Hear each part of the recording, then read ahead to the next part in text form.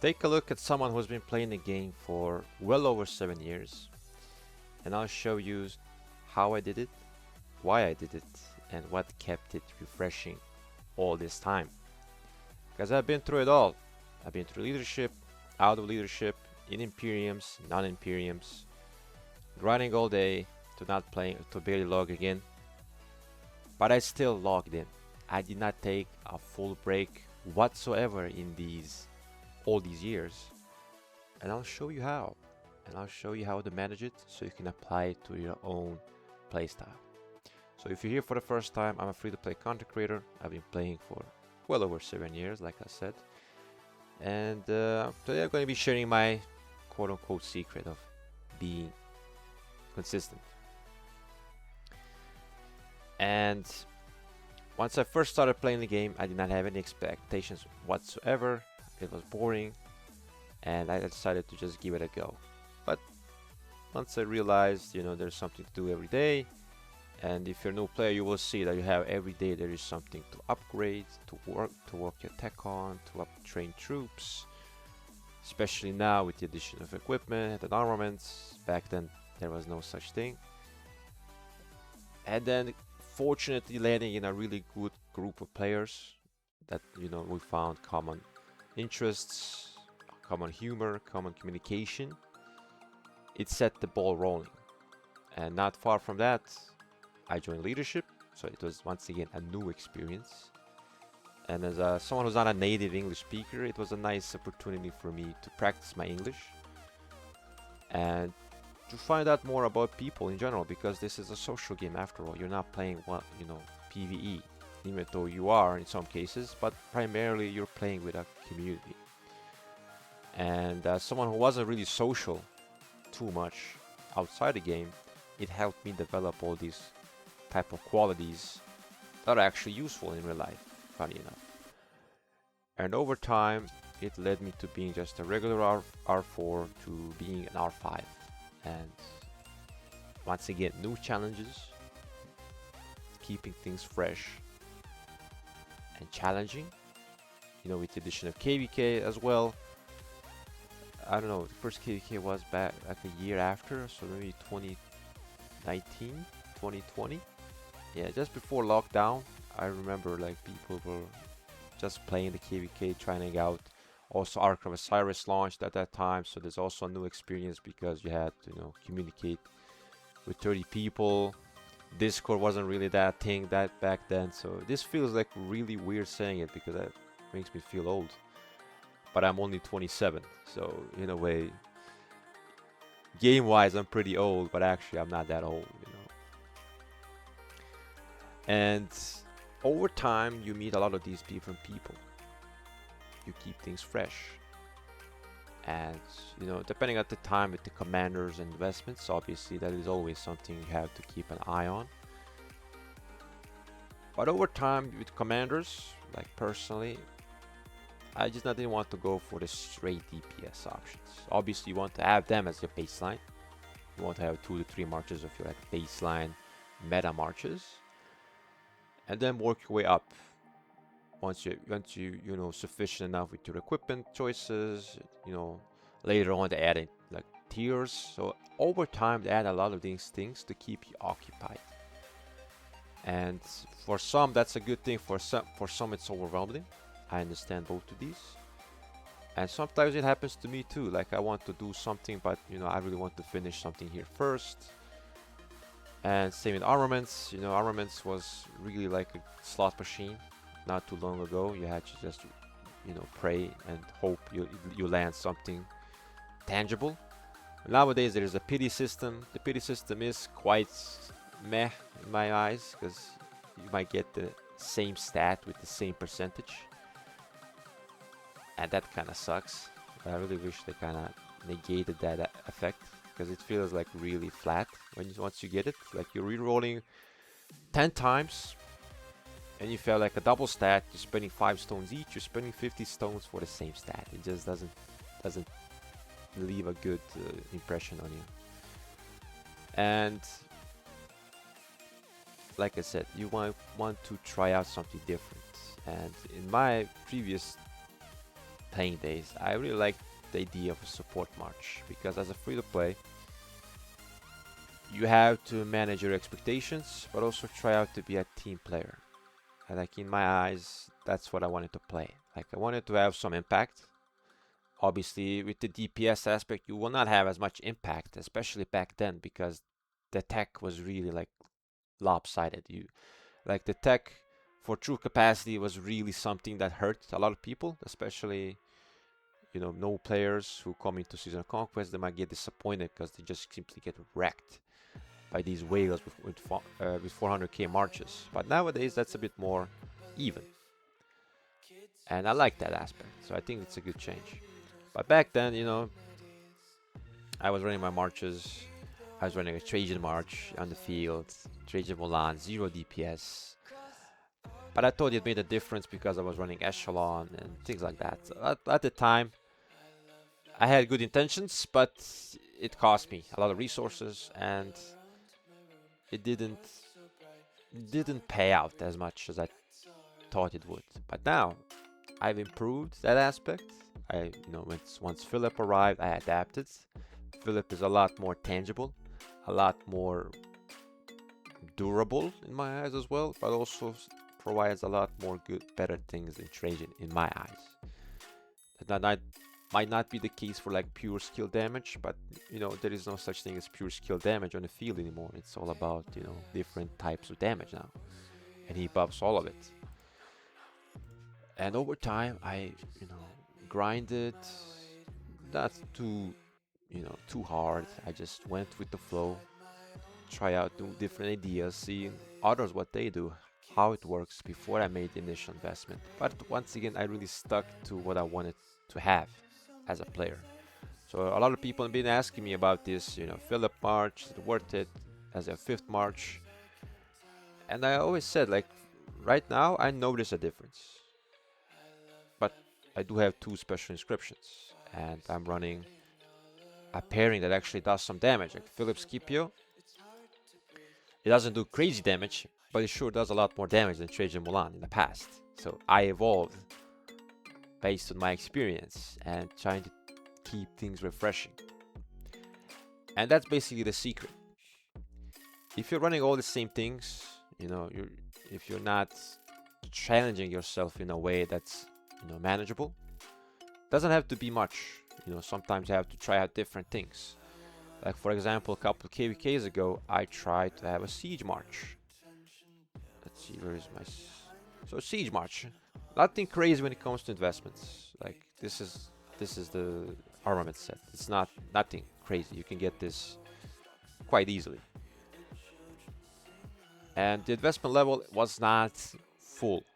Like I did not go out on my way to expertise 2 commanders just for a trial. Like I want to have like a good enough march that I would try out to see if I liked it or not.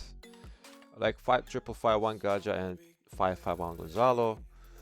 This is your Smite range march, and my gear was really nothing special. Like the gear I already use is what I use for gathering. So let's see, where is my gatherer? I'm probably looking at him right now, but I can't see him. Here it is. So this is the gear. Like for the accessories, I use the Greatest Glory and the Horn, I believe.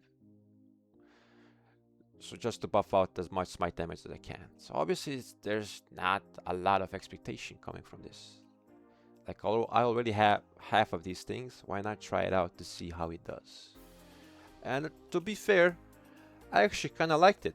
Like for that 1 KVK, I really tried prioritized having this siege march on the field, trying to position it well, and just get some reports. And the reports weren't terrible, but obviously there's not something that I expected, like too crazy amount of KP from it. But it was a different experience to make things refreshing again, to keep it flowing. Same thing now with my previous KVK where I had Matthias. Matthias was my choice, and the Tercio formation as well. It gives me a project to work on besides the usual wedge, combo, delta, pincer, my bad. And a new experience. Like I've been 0 before, twice. And why not try set up something like a good city garrison, or like a durable city garrison that could endure a rally or two, or a swarm. And I like that idea because back then it wasn't that sufficient for me to work on it because I did not have enough sculptures to go around. I did not have like a baseline of marches that I have. I have it right now. I have my 5 marches. I'm pretty happy with all of them. Like, I cannot complain really. And having the luxury, quote unquote luxury, of having a city garrison, it gives me something new to work on to keep things fresh.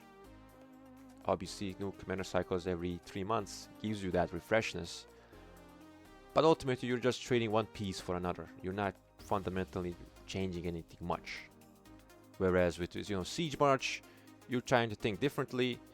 And with a city garrison, you might try to be a bit more aggressive. Random teleports, keeping an eye on your city when your marches are out in the middle of nowhere. Try not to get swarmed. How to react when you're being rallied. Do not panic. Now see how you do in all these situations. And depending on how many accounts you run, I've seen people run a lot of accounts. They don't have no issues with it. But I think over time, maybe they do a bit burned out from it. They stop logging in some of them. They start neglecting it. I recognize this on my own. Like, I can't really manage more than 2 accounts. Like last year, I had an access to accounts. I used it as my own. It was in a different kingdom, and I had basically KVK at all times. And as someone who's not a full-time content creator, doesn't aspire to be a full-time content creator, it took a toll on my time, and I neglected some of these events that come around. Like, I really want to min-max one account at a time. I really couldn't do that, or I could do it for a short time, but it wasn't really feasible, so I stopped doing it on one account. Like, you had to make some adjustments along the way. But it was definitely a new experience, some things to work on. Like, currently I do have 2 accounts in the same kingdom. It takes away some time, obviously, especially if you're trying to get decent stats in both of them. It's kind of hard to do if you're not having like a really all-out KVK. But it's a new experience. Like, this account, for example, has a Zenith skin. This one doesn't. This one has a quite nice, garrison. I'm working on equipment for garrison right there, right now. Trying to tier up everything. Trying to have relevant commanders. And it simply gives me a new perspective of the game. And the only thing that's really missing for me now is to just go out full tech for a KVK. And I'm not ruling it out eventually. It just has to be a really good KVK just to see how it does. But in doing so, I'm afraid that might kind of ruin the experience after. So there's always like a consequence to these type of decisions. So I will see how we do.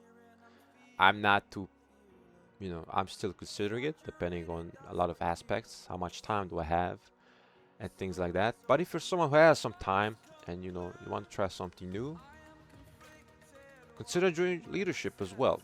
Not saying you should go all the way up to R5, but what you can do is on R4. There's a lot more shared responsibility because there are now a lot more slots. Like back then it was like 6 slots. Now there's more. You don't have to do much. Just put up some gold pits. Maybe do a marker or 2. Try out. I want you to try out as many things as you can in this game and then find out what works for you. I think that's the most fair option. Like, if you really want to be in a high stakes scenario of KVK, you want to be in the top KVKs, try it out. See if it's up to your liking. If it's not, there is still something for everyone. Like, if you don't have the time to play these hectic KVKs, join a lower seed. Lower seed's a lot more chill. And usually the fights don't last too long, but if you can make the time, you will have a good time if you have the right people around you, and that makes everything kind of fall into place. Like I said in the beginning, I've been in Imperiums, I've been in leadership, I've been taking some leadership breaks. I'm free to play, I've been spending on some of this on this account for just for the crystal tech mining, for the crystal quest.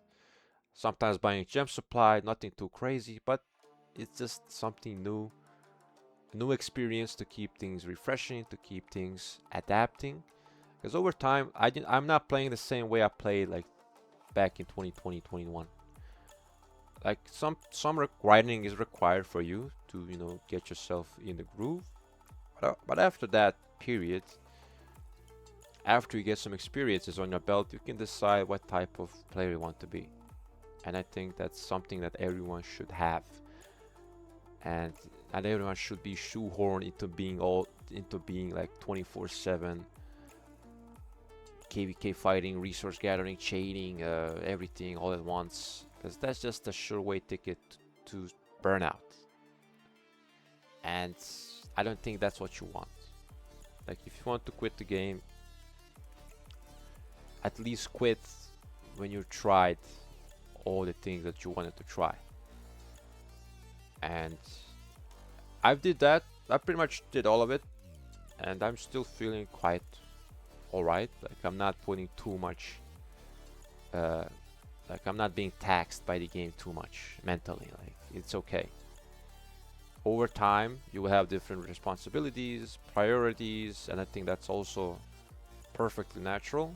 And if you're not being like the player you once was a couple of years ago, that's also fine. It just means you're adapting, you're growing in the game, outside the game, and I think that's something that should not be shunned. And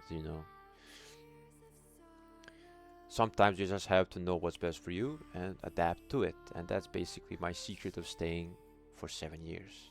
Just try out everything that you want to try. Be curious about the game, and surround yourself with good people that will enable you to do all these things. And I guarantee you will have a much more pleasant experience than just shoehorning the same gameplay for years and years. So if you enjoyed the video, consider dropping a like, subscribe if you're new. You can find out some other videos on the channel, and I'll catch you guys in the next upload.